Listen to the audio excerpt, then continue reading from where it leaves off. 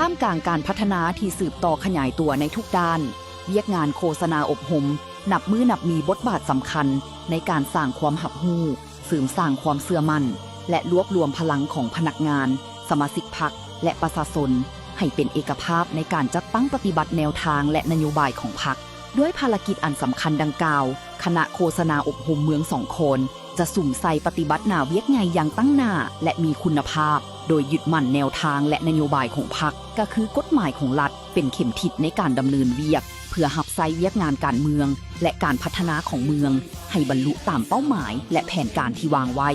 ในระยะต่อหน้าจะสุ่มใส่เน้นหนักการปฏิบัติ2 หน้าเวียกหลักที่เป็นเสาค้ำสำคัญของเวียกงานโฆษณาอบรมประการทำอิฐแม่นเวียกงานโฆษณาและแถลงข่าวสื่อมวลชนโดยจะสืบต่อยกสูงคุณภาพการโฆษณาเผยแพร่แนวทางนโยบายมติคำสั่งและคำแนะนำของพรรคพร้อมทั้งกฎหมายของรัฐให้เข้าถึงพนักงานสมาชิกพรรคกำลังป้องกันประเทศและประชาชนทุกชั้นคนอย่างกว้างขวางพร้อมกันนั้นจะพัฒนาเวียกงานแถลงข่าวและสื่อมวลชนให้มีความทันเวลาถูกต้องครบถ้วนและสะท้อนผลงานของการนำเมืองตลอดจนกิจกรรมต่างๆของบรรดาแขนงการและท้องถิ่น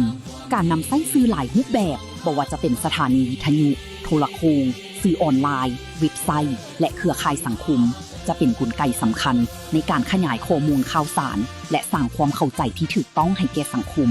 อีกด้านหนึ่งจะสุ่มใส่เสริมสร้างจิตสำนึกความสามัคคีและความรับผิดชอบให้แก่ทุกแขนงการเพื่อร่วมกันขับเคลื่อนเวียกงานของเมืองให้มีความก้าวหน้าส่วนหน้าเวียกที่2แม่นเวียกงานอบรมและห่างเสียงสังคมซึ่งจะเน้นการจัดการทำเฮียนและอบรมทางด้านอุดมการณ์การเมืองจรรยาบรรณและคุณธรรมให้แก่พนักงานสมาชิกพรรคและมวลชนเพื่อสร้างความเข้มแข็งทางด้านแนวคิดเคียงคู่กันนั้นจะสืบต่อค้นคว้าติดตามและวิเคราะห์สภาพห่างเสียงสังคมเพื่อรับฟังความคิดเห็นความปรารถนาและปัญหาต่างๆของประชาชน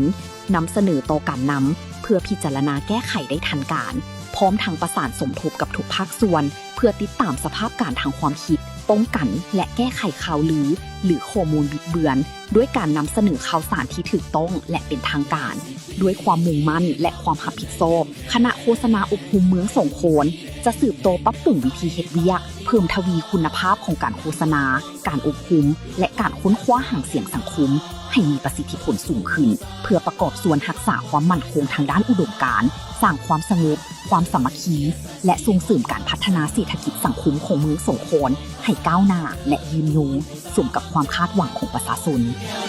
คือแสงไฟคือดวงใจของปวงชน